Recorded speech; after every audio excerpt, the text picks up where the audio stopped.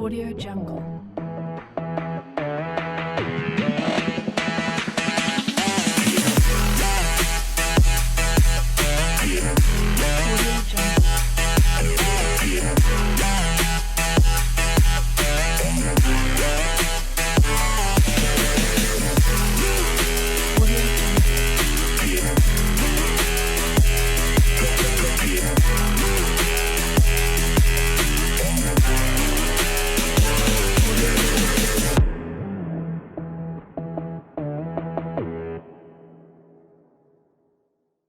Bonjour chers téléspectateurs, vous êtes sur ERV Télévision, la chaîne de la restauration des valeurs spirituelles.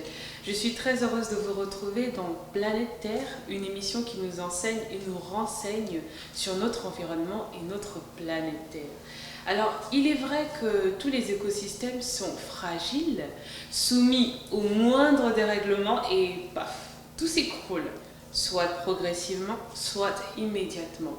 Il est donc de notre devoir en tant qu'être humain vivant sur la Terre de savoir le comment du pourquoi, le pourquoi du comment de chaque problème qui se pose dans notre planète Terre pour pouvoir y remédier. Y remédier pour poser des gestes simples et efficaces, car sans information, nous posons en fait des actes qui sont des erreurs, et ces erreurs peuvent être irréversibles pour notre environnement. Alors aujourd'hui, j'ai choisi un thème qui est très intéressant que je vais développer avec vous. Alors le sujet d'aujourd'hui, c'est les énergies renouvelables. Mais vous me demandez à la maison, qu'est-ce que c'est que les énergies renouvelables? Je vais vous expliquer ça tout de suite. Alors, on parle d'énergie renouvelable, simplement une énergie qui, à l'échelle humaine, est indispensable et en plus de ça, disponible à très grande quantité. Aujourd'hui, je vais vous parler des 5 types d'énergie renouvelables. Il en existe 5 catégories. Premièrement, l'énergie solaire, l'énergie éolienne, il faut bien prononcer, éolienne, l'énergie biomasse, l'énergie hydraulique et l'énergie géothermique. Je vais développer avec vous l'énergie solaire et l'énergie éolienne, car ce sont les énergies que nous utilisons dans la vie de tous les jours, peu importe dans quel continent on se trouve. C'est ce qu'on voit le plus souvent aussi. Alors premièrement, l'énergie solaire, qu'est-ce que c'est?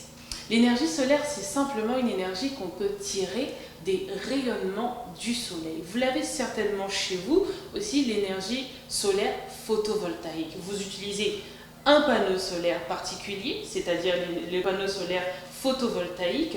Vous avez un panneau avec des cellules qu'on appelle photovoltaïques. Ce sont c'est des cellules, mais c'est aussi des petits carrés. C'est comme ça que c'est sous forme de petits carrés qu'on détecte que c'est un panneau solaire photovoltaïque.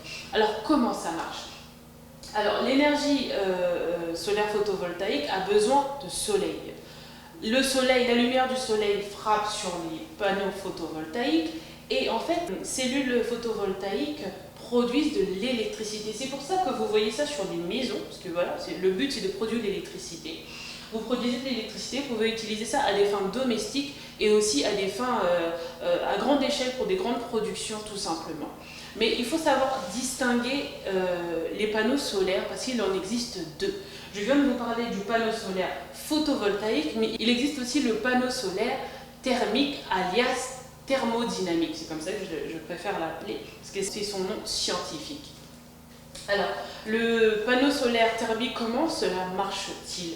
Alors, il a besoin d'un fluide. En fait, le soleil chauffe un fluide. Par exemple, je prends l'exemple de l'eau, ce qui est le cas dans beaucoup de chauffe-eau domestiques, c'est-à-dire que l'eau est chauffée par le rayonnement du soleil. Le rayonnement du soleil peut chauffer le fluide, donc l'eau pour le chauffe-eau par exemple, jusqu'à 1000 degrés. Alors, en produisant cette chaleur, le fluide est chauffé à 1000 degrés et à partir de là, le panneau solaire thermique produit aussi de l'électricité. Je parle souvent de chauffe-eau domestique parce que c'est ce qu'on utilise le plus souvent.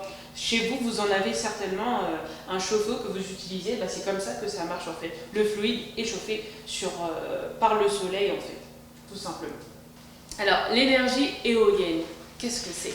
Alors, les moulins avant, en fait, sont les ancêtres des éoliennes. Aujourd'hui, on a des éoliennes qui sont en fait des grands poteaux avec des pales, comme vous pouvez voir à l'écran, en fait, à l'image.